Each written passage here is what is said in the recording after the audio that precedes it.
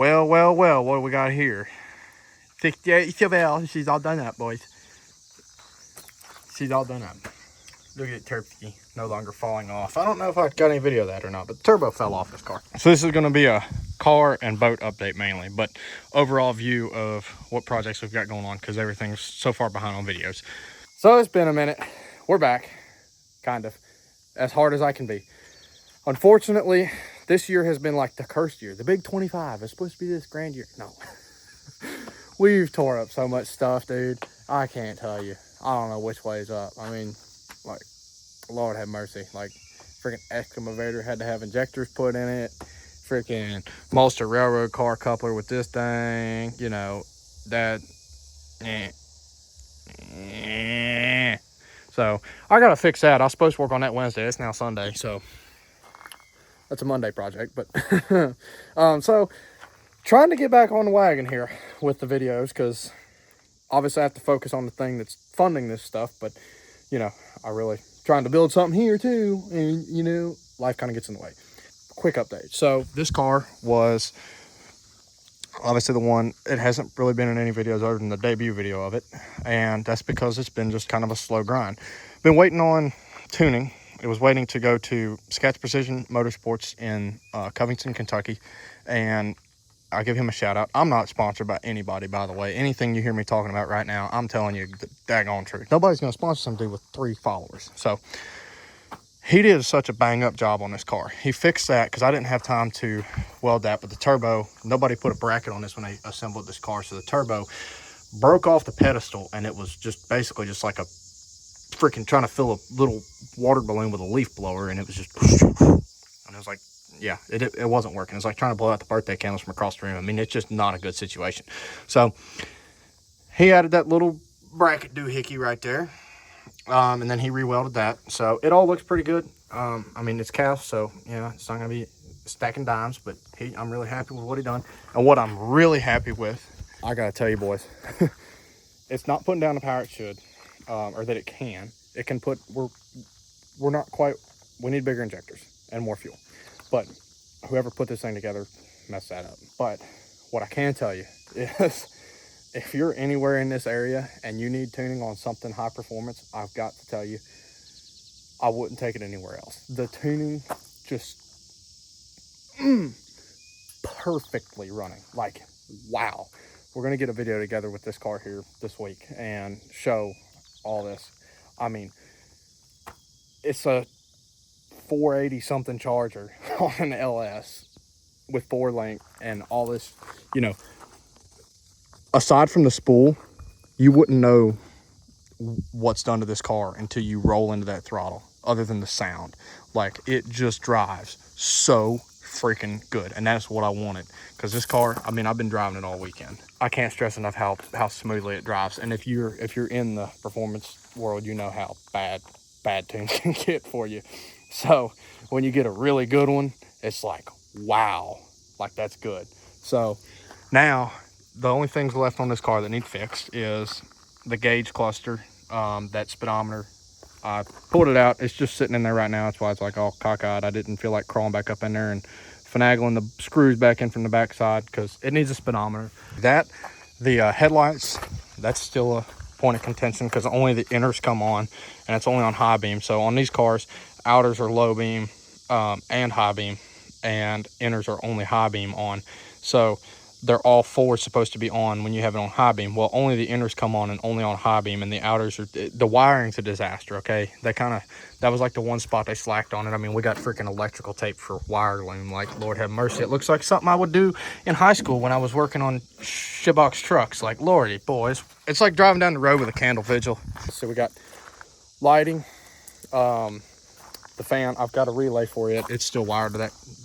I got a freaking switch down here and broke the thing off of it, but yeah. And then a new problem has surfaced now that it actually spools when it gets to a quarter tank of gas. As soon as you get the turbo lit and it G-forces throw all the fuel to the tank, back of the tank, it runs out of fuel. So overall, absolutely blown away with this car. Drives so great. So all we got left to fix is headlights. It needs a parking brake, speedometer, and the fuel system issue I just talked about. And then we get to do some special modifications for that car that are gonna to the beer can, the old Coors Light boat, whatever you want to call it. This thing has not been touched since 4th of July. It is now the 2nd of August. And it's really ticking me off, but it is what it is. I got my stuff. Registration's going in this week, so we're gonna have it registered and actually usable. And quick rundown, she's in shambles right now. I mean, I just pulled it I pulled it out of the shop here, but I set all the parts in it so I could have a clean shop.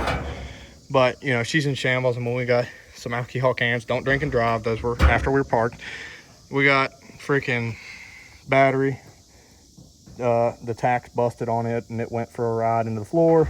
And then, you know, 2x4 never let us down, Corvette pump never let us down, ghetto fuel system let us down. I could see the freaking creek to the boat ramp that we go to on the Ohio River.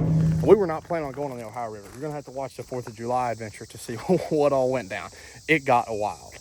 The main issue with it right now, it is absolutely the worst riding boat you've ever been on when you get on bigger water, and it drives like crap, basically. Once with 2 people in it on rough water, it's the most miserable experience I've ever had in my life on the water. When you get up in the creeks where the water's smooth, it's still, I mean, it's the most intense boating experience you'll ever have of your life. I mean, it's just turning, the G-forces are insane, and it just sticks to the water and goes. Here's the problem. We've got fuel tank on the passenger side. My boat's backwards. This boat was made in America, so was I. Driver wheels on the left. Austin is 6'6". He's like 230, and he's my best friend. He's always with me. So we put the fuel tank on the passenger side as well. So the fuel, 25 gallons of fuel is like 200 pounds or 300 pounds, whatever. So with all that on that side, it pulls like hell. And then it's also, I added this ride plate, and the reason I added this before and I know this is controversial, and at Mini Jet they said don't do it, but I added this because I wanted to be able to weld it from the top if I was going to have it in, and that marine grade silicone stuff, you'll never get it off. So once it's on there, it's on there. So I didn't feel like having to try to pry that billet squash plate off and without ruining everything. So I just went ahead and put it on. We're going to cut that off and change the angle of it, because the biggest reason why it rides like crap is because it's sitting too far forward in the water. The idea of that rod plate is to help with porpoising, which is where they do like this number. Well, they're supposed to ride like this across the water. And the fastest way to go on water is to get out of the water. Well, it's not getting out of the water, and it's riding like this. So it's going like pow, pow, pow, instead of like pow, pow, pow. So we need to get more upward. You know, we need to be doing a wheelie. So Max Boost, he is a very helpful guy, and I've talked to him a couple of times on the phone. I've got a full Max Boost kit, got everything to finish this boat sitting in the shop right now. Max Boost, he has a kit that we're going to do to this new impeller. We're going to change the angle of the rod plate so that we get more tilt up. We're trying to keep from having trim tabs on it, so we're going to try to play with some weight distribution so we don't have to worry about those getting ripped off. But if we have to, we have to. I'm thinking about maybe adding a little metal kicker on the passenger side just to kind of give it a little bit of up. But either way, tilt this up. Max Boost wedge kit on that jet pump, tilt it back, and we're going to do it just gives a little bit better angle. We've got a better impeller and several tricks. You'll have to watch the video. We're going to do a build video on this week about, you know, doing the finishing touches. Nobody wants to watch me sit here and weld for 13 million hours straight, but this is where it's starting to get interesting, is in the final finishing touches. So I'm going to do some build videos on this. But jet pump upgrades, and we've got new intercooler. On the 4th of July video, you'll see we had a major malfunction with it running. Basically, it just shut off on us really hard one time. It's fouled a few sets of plugs, but then we went to crank it and it spit a bunch of oil out of the exhaust. So we figured on it has a lot of back pressure on, or it probably still has oil in the intercooler. That's all right. We got that Max Boost intercooler. So engine and intercooler, or engine and jet pump upgrades, are going to get this thing to where it actually rides the correct way through the water. And then beyond that, we've got all the interior stuff to do, all the switches and everything. We're going to wire all the gauges up here. a steering wheel that doesn't look like it's stolen out of a golf cart, and gonna do all the finishing welds, wrap it, and C-deck it. So, and a question a lot of people have had about this is, why is the side ripply on it? Well, the side's ripply because this is my first time welding aluminum, and I learned to TIG on this boat. I got a little bit hot in places and rippled it. It's okay. There's a way to fix it. I'll show that in the build video. I'm gonna fix that. It's gonna be perfectly smooth the way it's supposed to be. What can I say?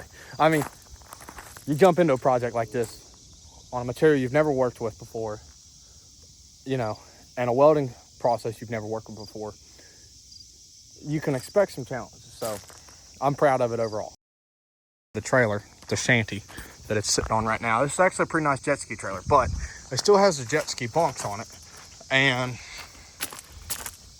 we just kind of perched it up on there. Well, now it's just sitting right on the freaking bunk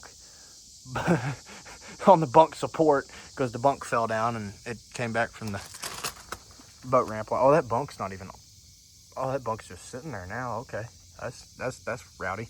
But yeah, gonna work on all the bunks on the trailer, get it sitting right, get these winches out of the way, get it sitting further on up and on down in the trailer where it's supposed to.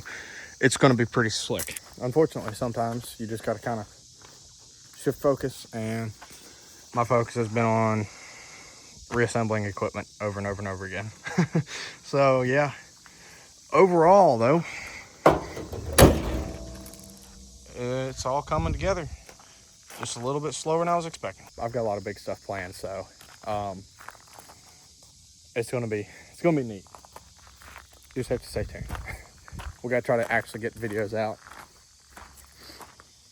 It's hard sometimes. Computers and stuff, video cameras.